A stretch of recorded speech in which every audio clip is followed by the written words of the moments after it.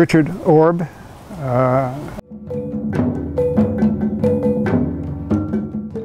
And I was a Peace Corps volunteer in 1988-1989 to Papua New Guinea in the South Pacific.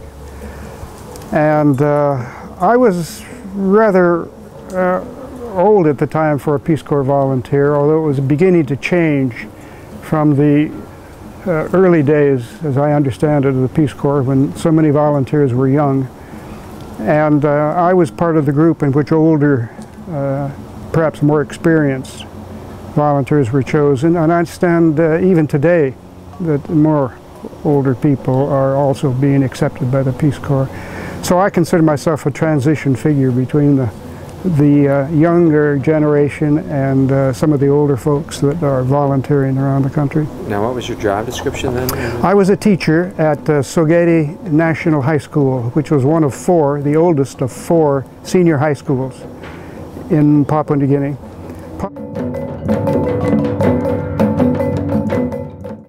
Replete with mosquitoes. Malaria is very high.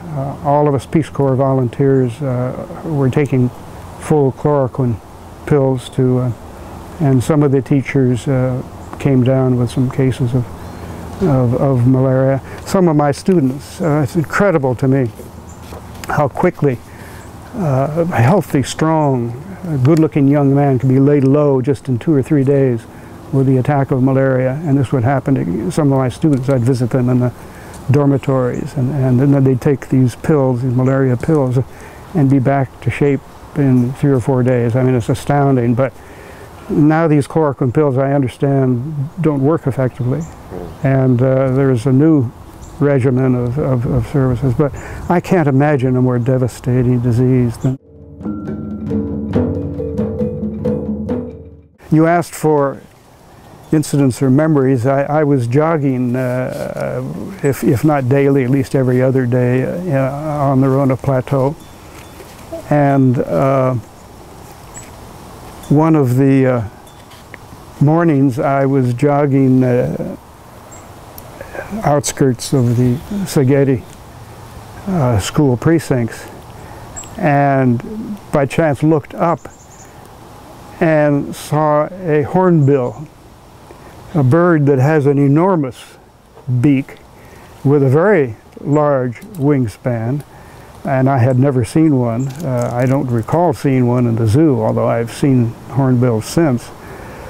But this hornbill ran for at least a kilometer, flew as I ran for at least a kilometer along the road. It must have been an escaped pet of some kind or another. But that was my most exotic story, especially in Papua New Guinea, because the birds of paradise and some of the local birds are quite distinctive. So I have the unique distinction of having jogged with a hornbill. And that is one of my fond memories.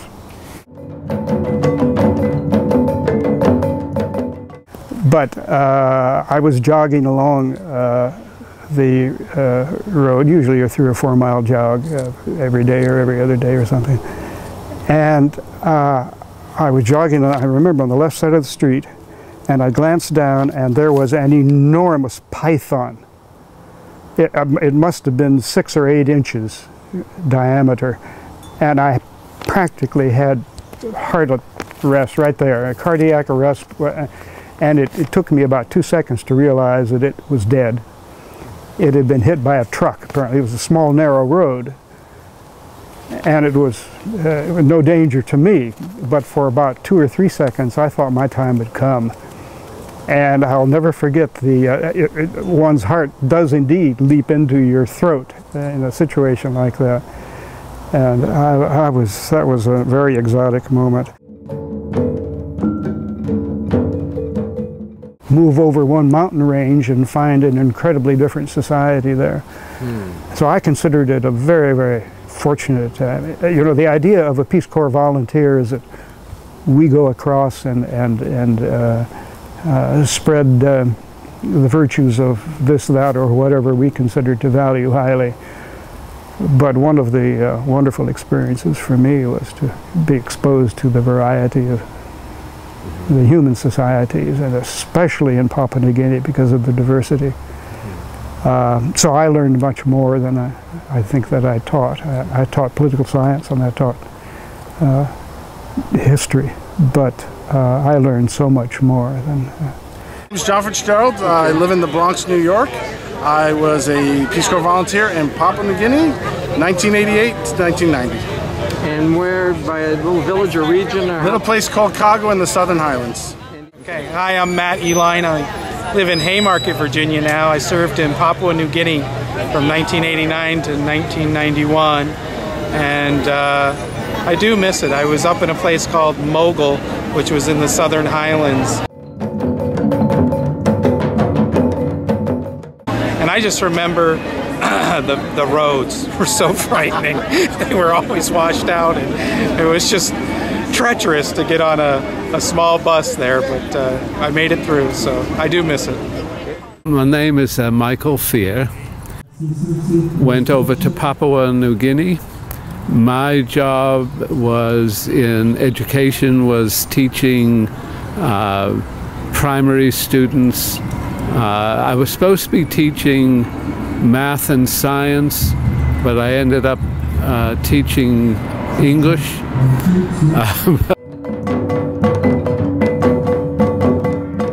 I only did it for a fairly short time. The problem was that there was an increasing amount of headhunting and I guess a resurgence amongst ethnic people in headhunting, and more a problem in banditry. And so Peace Corps felt it was, at the time, a little too dangerous for folks to say, so we were just evacuated. What year was this? That was in 1991. Hi, my name is Kim Johnson. I served in Papua New Guinea in 1998 and 99. Yep, I'm from served in Papua New Guinea. I was a teacher. I taught 7th and 8th grade and high school math and science.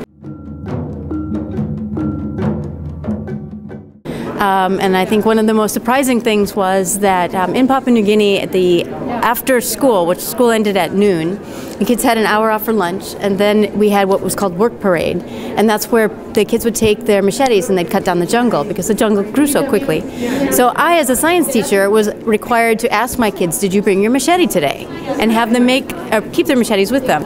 So it was fairly odd to me to ask kids, please bring your knives, remember to bring your knives to school. And then any of the knives, because I taught science, we moved around a lot. And so any of the knives that the kids had that didn't fit in their pocket had to be left outside. So I had a big pile of machetes outside my door every day. And the bigger the pile, the better it was, because that meant that more kids remembered to bring their machetes. Well, my name is Doug Newland.